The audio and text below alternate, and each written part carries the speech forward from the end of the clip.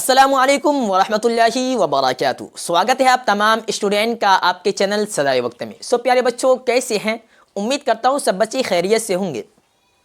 तो चलिए प्यारे बच्चों, आज की इस वीडियो को फटाफट स्टार्ट करते हैं, शुरू करते हैं।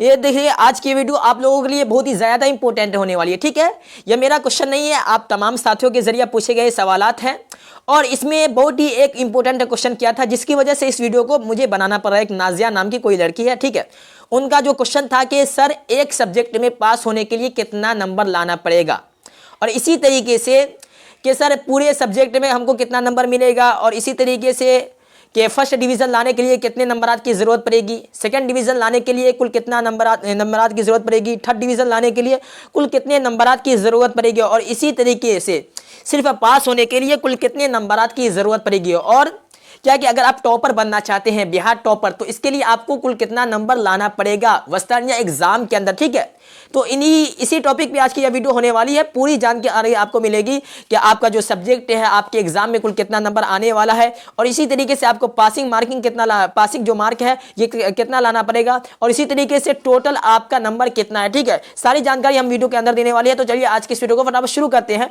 वीडियो शुरू करने से पहले एक छोटा सा रिक्वेस्ट है आपसे कि अगर आप इस चैनल पर पहली बार विजिट किए तो चैनल को सब्सक्राइब कर लीजिएगा, क्योंकि एग्जाम से रिलेटेड वीडियो हम आपके लिए लाते रहते हैं। तो चलिए आज की इस वीडियो को फटाफट शुरू कर लेते हैं। ठीक है, तो सबसे पहला क्वेश्चन कि हर एक सब्जेक्ट में आपको पास होने के लिए कितना नंबर लाना पड़ेगा।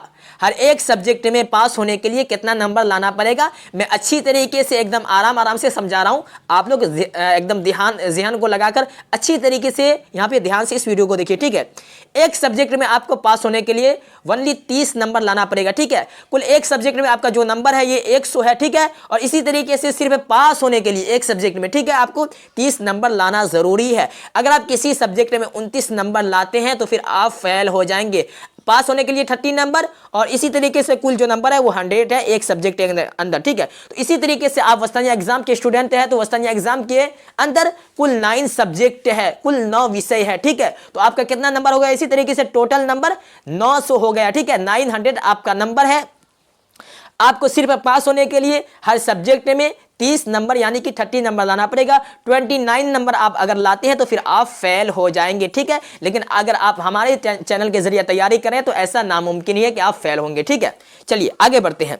आगे क्वेश्चन ये था कि फर्स्ट डिवीजन लाने के लिए कितना नंबर लाना पड़ेगा। क्या कि फर्स्ट डिवीजन लाने के लिए कितना नंबर लाना पड़ेगा। देखिए, फर्स्ट डिवीजन लाने के लिए अगर आप 600 से लेकर 749 नंबर लाते हैं तो फिर आप क्या होंगे? फर्स्ट डिवीजन में आएंगे। ठीक है, नीचे से बताइए ऊपर से। ठीक है, चलिए नीचे से ही बताना शुरू करते हैं। ठीक है, सबसे पहले ऊपर से कि टॉपर बनने के लिए आपको कितना नंबर लाना पड़ेगा। ठीक है, अगर आप 750 से लेकर 900 नंबर तक लाते हैं, यानी कि 900 नंबर लाते हैं, तो आप फेल हो जाइए, सॉरी टॉपर बन जाएंगे। फेल नहीं होंगे, क्या है, टॉपर बन जाएंगे। ठीक है, 750 से लेकर अगर आप 900 नंबर के दरमियान तक में कोई भी नंबर लाते हैं तो फिर आप टॉपर बन जाएंगे। ठीक है, और इसी तरीके से 600 से लेकर 749 नंबर के दरमियान में से कोई भी अगर आप नंबर लाते हैं तो फिर क्या है कि आप फर्स्ट डिवीजन से पास होंगे। इसी तरीके से सेकंड डिवीजन लाने के लिए आपको 450 नंबर से लेकर 599 नंबर तक अगर आप लाते हैं तो फिर आप क्या होंगे? सेकंड डिवीजन आ जाएंगे। ठीक है, यहां पे देखिए एक नंबर के लिए 600 नंबर अगर आप लाते हैं तो फर्स्ट डिवीजन, लेकिन अगर आप 599 नंबर ले आते हैं तो क्या है कि यहां पे सेकंड डिवीजन। ठीक है, इसीलिए मैं कहता हूं कि बार बार अच्छी तरीके से तैयारी कीजिए।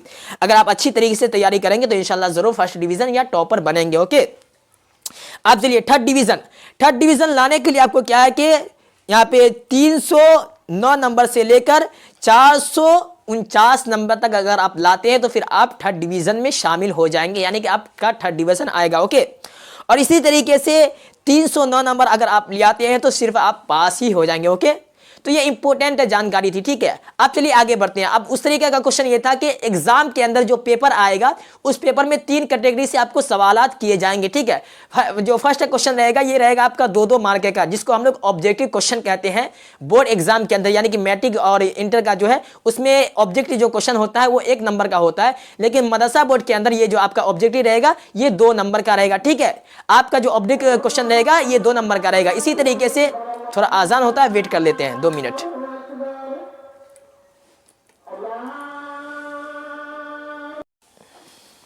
तो क्या कि ऑब्जेक्टिव जो क्वेश्चन रहेगा मदरसा बोर्ड के अंदर यानी कि अवस्थानिया एग्जाम में, ये 2 नंबर का रहेगा, 2 मार्क का रहेगा। अगर आप एक क्वेश्चन को बना लेते हैं ऑब्जेक्टिव तो उसमें आपको 2 नंबर मिलेगा। इसी तरीके से उसके बाद जो रहेगा बी कैटेगरी का सवाल रहेगा, ठीक है, या बा कह लीजिए या बी कह लीजिए, ठीक है, तो आपका वो जो रहेगा 5-5 नंबर का होगा, ठीक है। और इसी तरीके से यानी कि सी कैटेगरी का, आप उर्दू में बोले तो जीम कैटेगरी का, ये जो सवाल रहेगा ये एक सवाल 10 नंबर का होगा, ठीक है। फर्स्ट में आपका 2 नंबर का सवाल रहेगा, उसके बाद सेकंड में आपका रहेगा 5 नंबर का सवाल, और थर्ड में आपका रहेगा 10-10 नंबर का सवाल, ठीक है। तो ये सवालात रहेंगे। तो उम्मीद करता हूं कि सारी जानकारी आपको इस वीडियो के जरिए मिल गई होगी। अगर कोई भी कंफ्यूजन है, कोई भी सवाल है, कोई भी क्वेश्चन है आपके ज़हन में, तो आप आसानी कमेंट सेक्शन में पूछ सकते हैं, उसका रिप्लाई आपको दे दिया जाएगा, ठीक प्यारे बच्चों। तो चलिए आज की इस वीडियो को यहीं पे समाप्त करते हैं, फिर मिलते हैं किसी और वीडियो में। तब तक के लिए खुदा हाफिज, अस्सलामु अलैकुम।